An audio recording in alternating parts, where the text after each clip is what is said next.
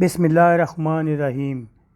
نبی کریم صلی اللہ علیہ وآلہ وسلم نے فرمایا، اگر تم ہمیشہ باوضو رہنے کی اطاعت رکھو تو ایسا ہی کیا کرو، کیونکہ ملکت موت جس بندے کی روح وضو کی حالت میں قبض کرتا ہے اس کے لیے شہادت لکھ دی جاتی ہے۔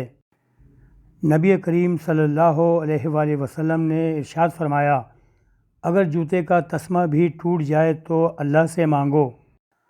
رسول صلی اللہ علیہ وآلہ وسلم نے ارشاد فرمایا، تم قرض لینے سے پرہیز کرو، کیونکہ قرض رات کو غم کا سبب ہے اور دن کو رسوائی کا۔ رسول صلی اللہ علیہ وآلہ وسلم نے ارشاد فرمایا، اپنے مہمان کے ساتھ کھاؤ، کیونکہ وہ تنہا کھانے میں شرم محسوس کرتا ہے۔ ایک بزرگ سے پوچھا گیا کہ ہمیں جنت کے بارے میں کچھ ایسا بتائیں کہ جس سے ہمارا شوق اور بڑھے۔ بزرگ نے فرمایا، وہاں رسول صلی اللہ علیہ وآلہ وسلم ہوں گے۔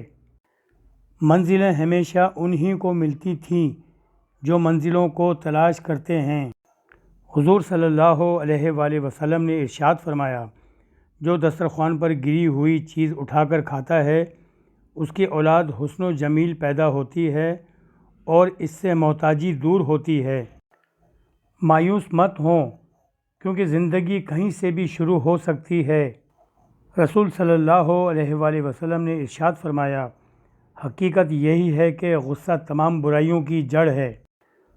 رسول صلی اللہ علیہ وآلہ وسلم نے ارشاد فرمایا، قرآن پڑھو، کیونکہ قیامت کے دن یہ اپنے پڑھنے والے کا سفارشی بن کر آئے گا۔ رسول صلی اللہ علیہ وآلہ وسلم نے ارشاد فرمایا، تم سچائی کو لازم پکڑو اور ہمیشہ سچ بولو، کیونکہ سچ بولنا نیکی کے راستے پر ڈال دیتا ہے اور نیکی جنت تک پہنچا دیتی ہے۔